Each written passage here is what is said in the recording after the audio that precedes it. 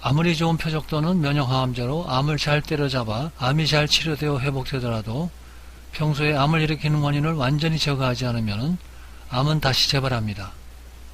난치성 질환과 암의 주요 원인을 요약해보면 정신적인 잘못된 습관으로 예기되는 스트레스가 가장 많은 첫 번째 원인이고, 육체적인 잘못된 습관으로 생기는 산소 부족과 체온 저하를 야기하는 혈액순환 부족이 두 번째 원인이며, 물질적인 잘못된 습관으로 생기는 체내 독소가 세 번째 원인으로 볼 수 있습니다.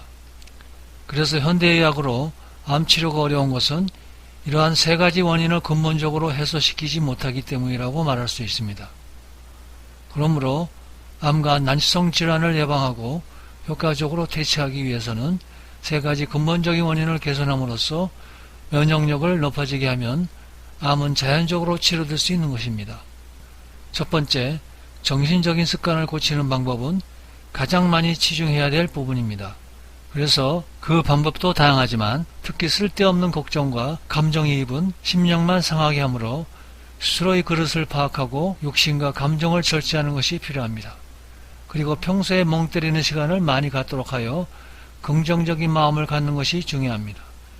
정신적인 습관을 바꾸는 것이 아주 중요한 이유는 마음이 세포에 결정적으로 영향을 미치기 때문에 마음의 찌꺼기인 스트레스를 해결함으로써 마음을 치료하지 않고는 암치료는 거의 불가능하기 때문입니다. 마음의 수양의 목표는 마음을 안정시켜 신차가 긴장되지 않도록 하고 부교감 신경 활성화를 통해 체온을 높이고 혈액순환을 개선해 면역력을 높이는 데 있습니다. 두 번째로, 육체적인 습관을 고치는 방법은 항상 깊은 수면에 방해되는 행동과 잡념은 자제하고 늘 깊은 잠을 잘 수 있도록 노력해야 합니다. 또한 올바른 자세를 가지려고 노력해야 합니다. 왜냐하면 오래된 불량 자세는 몸 전체의 혈액순환과 자율신경의 부조화를 일으켜 면역기능을 저하시킵니다. 그러므로 자발적으로 회복이 안되는 불량 자세는 도수치료 및 자세교정 주사 교정을 통해 바로 잡아야 합니다. 그리고 어떤 이유로 오는 불량 혈액순환에 따른 산소 부족이 암을 일으킨다는 가설이 있습니다. 이 가설은 1930년도에 노벨 생리학상을 받은 독일의 오토 바르부르크 박사에 의해 세워졌으며, 박사는 암의 원인은 산소 부족이라고 밝힌 바 있습니다. 최근에 밝혀진 바로는 우리 인체는 산소가 부족하면 젖산은 소디움과 포타슘을 얻으면서 수소이온을 내보내어 이것에 의해 혈액은 산성으로 변화시키게 됩니다.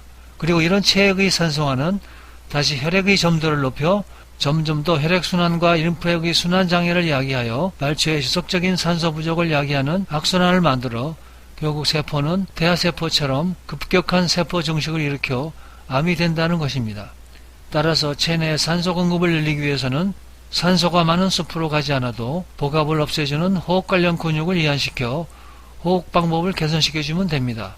암세포가 살 수 없는 환경을 만드는 것입니다. 그래서 암 환자는 깊은 복식 호흡을 통해서 적극적으로 산소를 공급해야 합니다. 그리고 규칙적인 적당한 운동과 휴식을 통해 신체 내부의 열을 올려야 합니다. 왜냐하면 체온이 1도 저하되면 면역력이 30% 저하된다는 연구 결과가 있습니다. 체온 저하와 암은 밀접한 관련이 있어 체온이 저하되면 혈액순환 문제가 발생하고 결국 세포의 산소 부족을 일으키게 됨으로써 암을 유발하는 것입니다. 근본적으로 혈액순환이 촉진돼야 체온이 올라갈 수 있고, 체온은 마음과 관계에 있는 부교감 신경 영역이지만 암 환자가 적극적으로 운동해야 하는 이유는 체온을 높여 혈액순환을 촉진해야 하기 때문입니다. 그리고 세 번째로, 물질적으로 잘못된 습관을 고쳐야 합니다. 즉, 잘못된 의식주 생활 습관을 바꾸어야 합니다.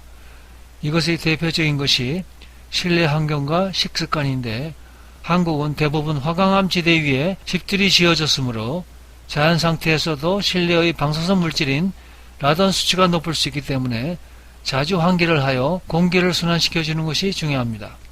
또한 라돈 침대와 같은 것을 구별해서 안전한 침구를 선택해야 하며, 최근에는 일본 후쿠시마 원전 사고 이후 한국에서 생산하는 대부분의 시멘트가 일본에서 수입해오는 방사능 쓰레기를 포함한 폐기물을 첨가하여 만든다는 의심도 받고 있어 새로 지은 아파트는 방사선 방출 여부를 판단하여 선택해야 하며, 할 수 있다면 수맥도 피해 잠자리를 선택하는 것도 암을 예방하는 데 중요할 수 있습니다.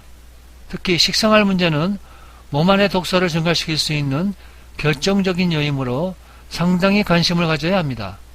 왜냐하면 현대 들어 너무나 많은 화학물질과 오염물질이 음식 등에 알게 모르게 첨가되어 인체로 들어오고 있기 때문입니다. 이 중 알면서 저지르는 잘못은 음식이 약간이라도 상했으면 버려야 하는데 아깝다고 상한 음식을 먹거나 나쁘다는 것을 알면서 편리성과 맛에 현혹되어 화학 첨가물이 포함된 음식물을 섭취하는 것입니다. 더군다나 해가 되는지도 모르고 먹는 것은 아주 흔한 일입니다. 즉 너무나도 많은 외환경 물질이 우리의 일상생활에 파고들고 있음에도 생산자들조차 이런 물질들이 우리 몸에 해가 되는지도 모르는 경우가 허다합니다. 최근에 대표적인 것이 일본 식품 속에 포함된 방사선 물질들이 대표적인 것이고, 가습기 살균 사건을 일으킨 살균 보존제나 건강제품의 방부제 역할로 널리 쓰이는 살생물제가 있고, 방향제나 항수에 포함된 향기지속제 역할을 하는 부탈레이트 등도 1급 발암물질입니다. 그리고 자외선 차단제 속에 벤조페논과 아버벤젠도 1급 발암물질이며, 음식물이 탈 때 나오는 연기 속의 벤조피렌도 1급 발암물질입니다. 각종 플라스틱과 음식을 싸는 랩도 환경물질인 비스페놀 A가 나오고, 심지어는 주방세정제 및 세탁제품에 쓰는 계면활성제도 폐에 치명적인 작용을 한다는 것이 밝혀지고 있습니다. 또한 정상적으로 우리가 잘 먹는 음식들 중에 암을 유발하는 음식이 존재하는데, 대표적인 것으로는 태운 음식과 튀긴 음식, 그리고 각종 화학 첨가물이 포함된 가공식품들이 그것으로 되도록 이런 음식은 피해야 합니다.